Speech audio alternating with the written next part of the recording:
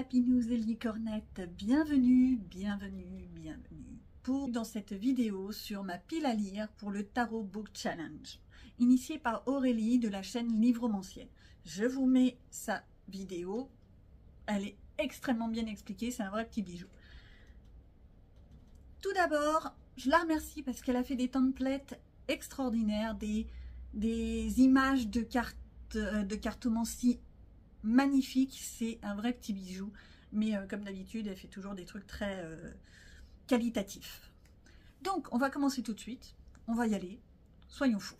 Pour faire simple, il y a plusieurs catégories. Vous validez une catégorie, vous avez un premier badge. Vous rajoutez 2 livres au premier. Donc, si vous en lisez 3, vous allez au deuxième badge. Et ainsi de suite jusqu'aux 12 livres, 12 cartes. Moi, j'ai fait une grosse pile à lire. Il y a des chances que je le lise. Beaucoup de chance, vu que je lis très vite. Trop vite.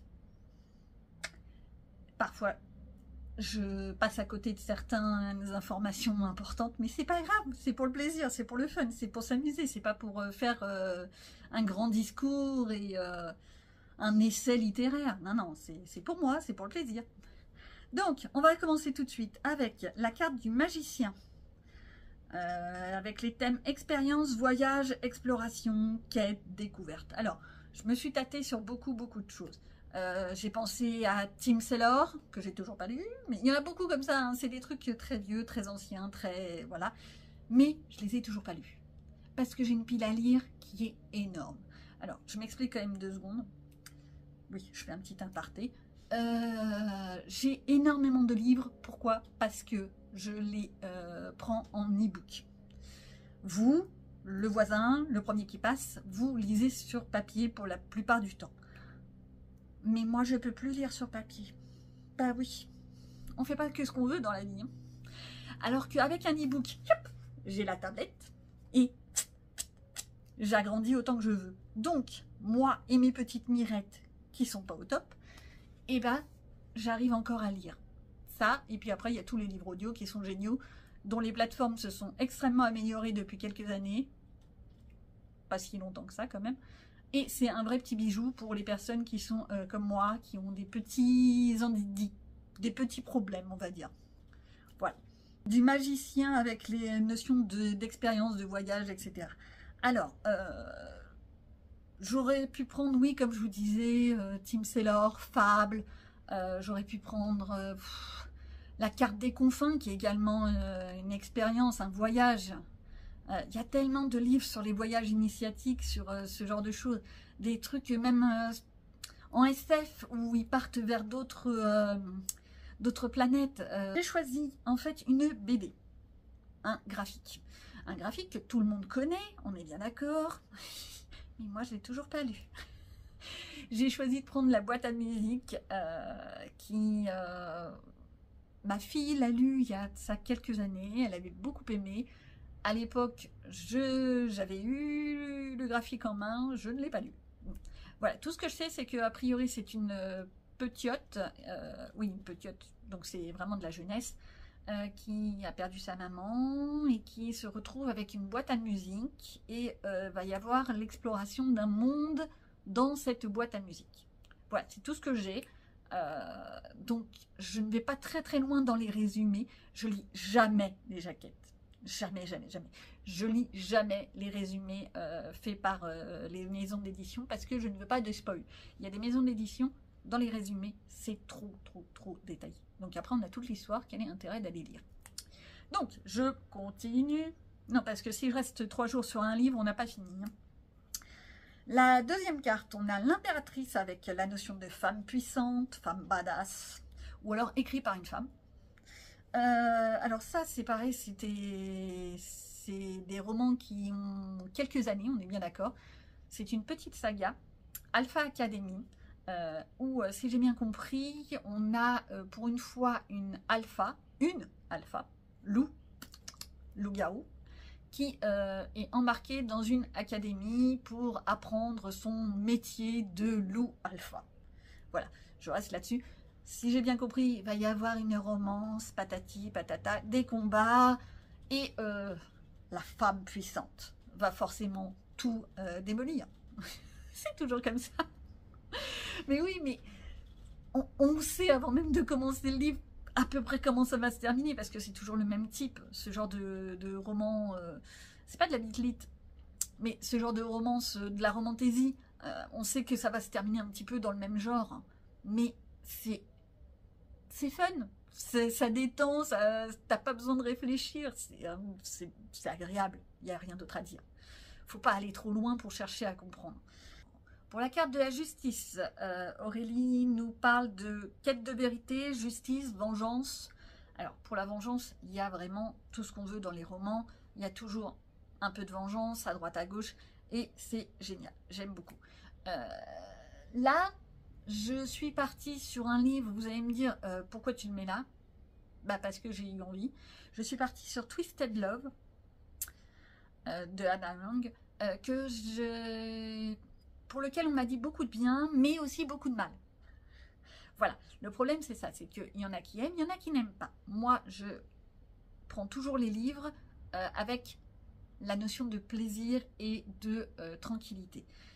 La petite, qui est un peu chat noir, ce genre de choses, son frère qui la dorlote depuis des années, qui se carapate faire de l'humanitaire pour son travail.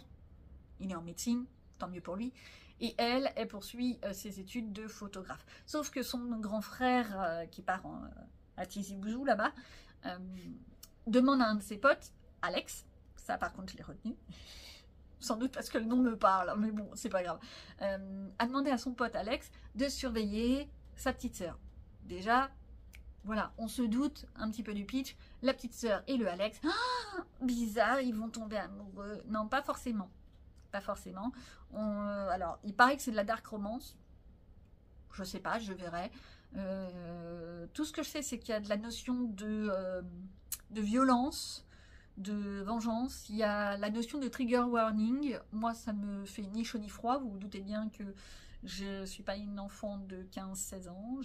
Voilà, j'ai du vécu derrière. Si, j'ai du vécu. Je suis pas jeune. Donc, tout ça pour dire qu'il y a la notion de vengeance. Et ça, je veux savoir comment ça a été amené dans le livre. Quel type de vengeance et jusqu'où ça va aller. C'est intéressant et ça me plaît. Il y en avait d'autres comme ça que j'aurais pu mettre. Hein. Il y a beaucoup de livres, surtout des livres de mafia, pour ceux que ça intéresse. Russian Mafia, etc.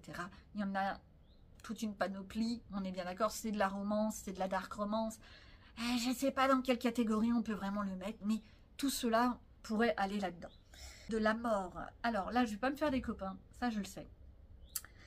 Avec la notion de deuil, de mort, ou de finir une saga. Alors, finir une saga, c'est vrai que j'aurais pu en prendre pas mal. Je suis comme tout le monde, j'ai plus de sagas entamées que terminées. Quoique j'essaye souvent de terminer mes sagas. C'est-à-dire que je suis au stade où je ne commence pas une saga tant que je ne sais pas qu'il y a le dernier tome. C'est pour ça que j'ai une pile à lire énorme. Énorme. C'est déprimant. Donc, là je suis partie dans la notion de mort, le deuil, et les morts, ça veut dire des fantômes, des trucs comme ça. Ouais, je suis allée très loin dans mon explication. Tout ça pour dire que j'ai choisi de lire du thé pour les fantômes. C'est pareil, j'ai eu beaucoup d'échos, comme quoi c'était bof.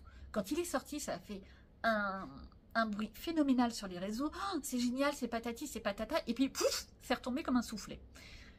Bah moi, je veux savoir pourquoi c'est retombé comme un soufflet. Au passage. Il paraît que le style d'écriture est très particulier, etc. Justement, ça va changer. Si j'ai bien compris, c'est une femme qui fait du thé et qui parle aux fantômes en faisant du thé. Et donc, elle résout des petites énigmes pour les gens. Par exemple, si j'ai bien compris, quelqu'un qui cherche tel papier lié à sa naissance, il va aller voir la petite dame, la petite dame au thé, pour qu'il demande à ses ancêtres où est tel papier. Voilà, c'est un exemple. Voilà. Bah, je veux savoir un petit peu. Simplement. La curiosité est un vilain défaut. C'est surtout un très vilain défaut pour la carte bleue. Nous avons le diable avec la trahison, le mensonge, l'illusion, manipulation, tentation. Tentation, ça aurait pu être toute tentation. Non, non, là je suis partie vraiment dans la notion de manipulation, de secret, de mensonge, etc. Et j'en avais entendu beaucoup parler, pareil, au moment de sa sortie, j'ai choisi de lire La femme de ménage. Qui, si j'ai bien compris, en plus, vu la couverture avec ce fameux œil dans le trou de serrure, je trouve ça génial. Ça donne tout de suite la notion de l'idée, je trouve ça génial. Pour une fois, ils ont bien fait leur couverture, on a envie de savoir qu'est-ce qu'elle voit dans son trou, qu'est-ce que c'est. Voilà. Et bah, voilà, justement, je veux savoir qu'est-ce que c'est que ces petites choses qu'elle peut voir dans le trou. Est-ce que c'est des vilaines choses? Est-ce que c'est des coquineries? Est-ce que c'est justement des trucs, un meurtre quelconque? Est-ce que c'est... je sais pas, faut voir, c'est comme tout. Le pitch qu'il y a, c'est vraiment la notion de secret, de femme de ménage qui arrive dans une maison et qui découvre tous les secrets de ses patrons. Voilà, ça c'est simple, 3-4 mots, c'est tout ce qu'il me faut pour foncer dedans. Le souci, c'est après quand je le lis, eh ben, je veux la suite, parce qu'il paraît qu'il y a une suite. Donc forcément. La seule chose, c'est que s'il y a une suite, je me demande comment ça se termine avec une fin ouverte où on n'a pas vraiment de fin, ça va être tristouné. Bon, à voir. Pour la tour, on a la notion de destruction, violence, colère, combat. Alors, destruction, violente, j'aurais pu mettre n'importe quelle dystopie. La prochaine que j'aimerais bien me faire, c'est Sistra. J'en ai vaguement entendu parler. Je crois que c'est des personnes qui... Dans une famille, s'il y a plusieurs naissances, les 2 enfants sont embarqués, vachement sympa déjà, sont embarqués et élevés par, on va dire, l'État pour qu'à un certain âge, ils se combattent l'un l'autre pour qu'il n'en reste plus qu'un. C'est joyeux, que du bonheur. Mais ça aurait pu être dedans. D'ailleurs, je pourrais peut-être me le mettre. Voilà. Mais là, j'ai mis une dark romance. J'aurais pu mettre Twisted Love, justement, parce que c'est de la dark romance, il paraît. Qu'il y a de la violence. Mais là, j'ai pris une dark romance dont j'avais pas mal entendu parler, qui était très violente, très sanglante. J'ai pris Never After Hooked. Hook. Je prononce mal l'anglais, je lis pas en anglais. Vous ne verrez jamais de livre en VO sur ma chaîne, c'est une certitude. Je suis incapable de lire en VO. Ben oui. Bon, en même temps, c'est chiant la VO. Enfin, je dis ça, mais moi, j'ai mes propres enfants qui lisent de la VO carrément en japonais et en chinois, et j'en passe, c'est des meilleurs. Ça me stresse. J'ai pas dit Never After, si j'ai bien compris, donc de la dark romance où il y a beaucoup de sang, beaucoup de violence, et qui serait plus ou moins une réécriture de Peter Pan, mais vraiment totalement à l'ouest, hein. On est bien d'accord, on n'est pas avec tout le monde est beau, tout le monde est gentil, on n'est pas chez les bisounours, non. On a un homme sanglant, patron d'un bar, qui aime la violence, qui n'hésite pas à tuer ses concurrents, qui serait dans le trafic de drogue, ce genre de choses. On est vraiment dans du noir, du sombre, et qui a des pratiques intimes loin d'être très zen. Oui, voilà. Alors, un petit trigger warning. Il y a beaucoup de sang, beaucoup de scènes violentes, du sexe, pardon, du smurf, ce genre de choses. Oui, parce qu'il y a des mots qu'il ne faut pas dire sur YouTube. Hein. Ah, faut pas dire. Enfin bon, ça existe. Hein. Bref. Donc, ce genre de choses. Et ben, on entre pile poil dans ce qu'ils appellent maintenant la dark romance. Il y a quelques années, on n'aurait jamais appelé ça de la dark romance, on aurait appelé ça simplement du violent. Mais bon, faut faire attention aux plus jeunes, c'est sûr, on est bien d'accord. Les jeunes esprits ne sont pas forcément prêts à lire ce genre de livre. Toute lecture a un temps. Chaque chose en son temps. Voilà, ça c'est la maman qui le dit. Pour l'étoile, c'est du contemplatif, poésie, cozy mystery, cozy fantasy, du rêve, de l'espoir. Et ben, je suis partie sur un cozy mystery qu'on avait pas mal entendu parler au début de l'année 2024 avec Petit meurtre à Endgame. Alors, si j'ai bien compris, on va être avec la notion d'une... je ne me rappelle jamais du nom des personnages, hein. Quand je vous fais les résumés, c'est une horreur. Donc, la jeune femme qui apprend le décès de sa tante adoptive, qui se retrouve héritière d'un manoir immense. Ça, quand j'ai entendu ça, ça m'a fait penser à Inheritance Game. Donc, je me suis dit, tiens, on fait du copier-coller. Voilà. Et là-dedans, donc pour avoir l'héritage, il va falloir qu'elle passe un mois avec tous ses cousins, cousines adoptifs, frères, sœurs adoptifs, etc., si on veut, dans ce manoir, et résoudre certaines énigmes qui ont été créées par la tante qui est décédée. C'est très approximatif ce que je raconte. Bon, là-dessus, ne dis pas qu'il y a des morts, que la petite qui hérite va forcément mener l'enquête, et on va découvrir beaucoup de choses. C'est ce qui est dit, hein. Moi je veux voir. Ben oui, enfin je veux entendre. Pour la lune, cette fameuse carte qui est toujours très belle et très sensuelle à mon goût, on a la notion de désir, sentiment inavouable, secret, protection. Et bah là, j'avoue, j'ai suivi le conseil de ma fille, qui est déjà grande, je précise, qui m'a conseillé Royal Bodyguard. Elle m'a fait son résumé, je vais vous le faire comme elle me l'a fait. On a un prince, Léopold, pour une fois j'ai retenu le nom, qui a eu un accident, qui a perdu la mémoire, qui a perdu ses 2 dernières années de vie dans sa mémoire et qui a tout oublié. À côté, on a son bodyguard qui le protège à tout va, qui s'en veut de ne pas avoir été là le jour où il a eu l'accident, et au fur et à mesure, on va découvrir que le prince et le bodyguard avaient une relation. Mais que c'était secret. Chut, pour rien dire. Bah oui, les relations homosexuelles princières, on se doute bien que ça passe pas très bien au niveau de la royauté. Et dans tout le livre, de ce qu'elle m'a dit, on va découvrir cette... comment c'était leur relation, comment on sait actuellement qu'il a perdu la mémoire, comment il se comporte avec son bodyguard, qui, lui, le bodyguard, il a gardé sa mémoire, hein, voilà, et tout ça. Elle m'a donné elle m'a spoilé, je vous jure, les enfants, elle m'a spoilé, elle m'a dit quelle était la dernière phrase, je ne vais pas vous la donner, mais forcément, une fois que tu as la dernière phrase du livre, eh ben, tu veux savoir, mais pourquoi il dit ça? Pourquoi? Donc, c'est intéressant, je veux voir, je veux lire, et je vais me faire ça pour ce petit challenge. Si.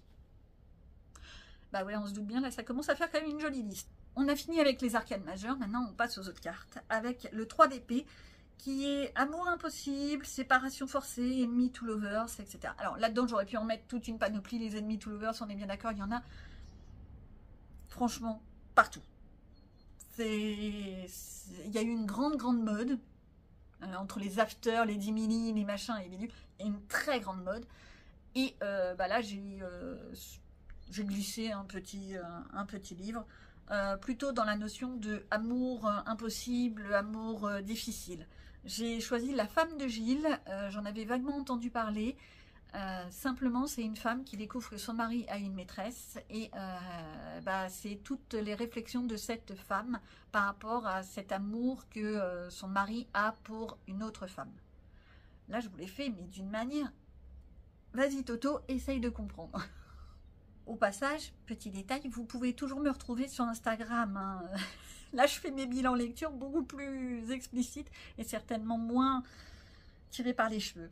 Plus carré. Alors, pour le 9 de coupe, je ne sais pas quoi mettre. Pourtant, il y en a des livres sur les tournois, etc. Alors, pour cette carte, je ne savais pas du tout quoi mettre. Et pourtant, il y en a des livres avec des tournois. En ce moment, ça sort de partout avec la notion de centenaire, de malédiction, de tout ça. Il y en a vraiment toute une panoplie, hein, on est bien d'accord.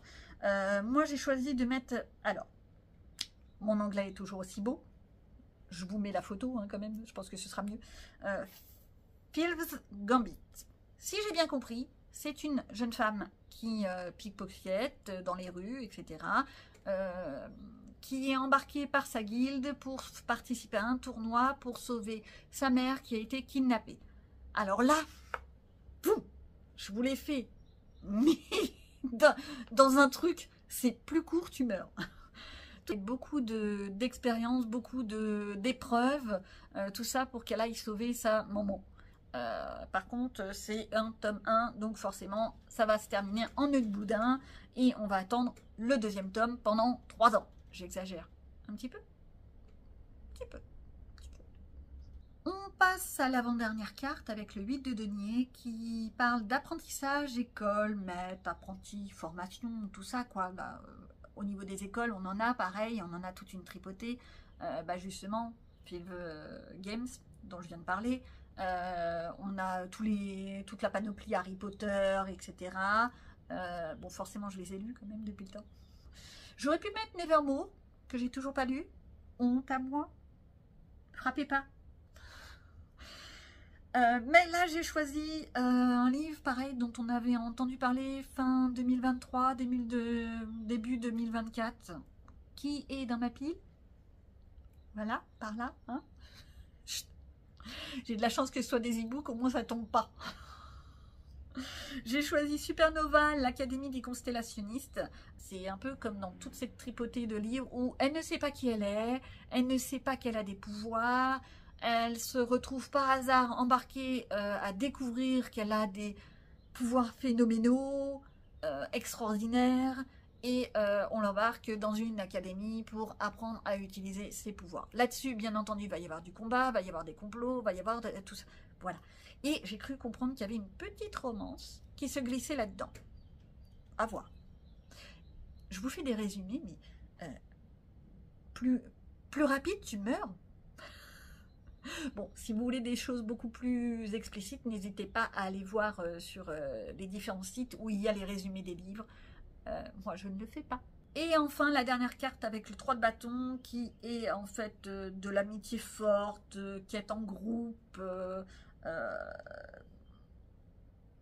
Fun Family, ce genre de choses. Alors, les quêtes en groupe, j'aurais pu mettre beaucoup de choses. Il y a tous les Robin Hood qu'on aurait pu mettre dedans, hein, on est bien d'accord. Parce que côté quête, il y a ce qu'il faut. Côté groupe, pareil. On risque pas de se perdre. Non, j'ai choisi de partir sur la notion de famille. Famille.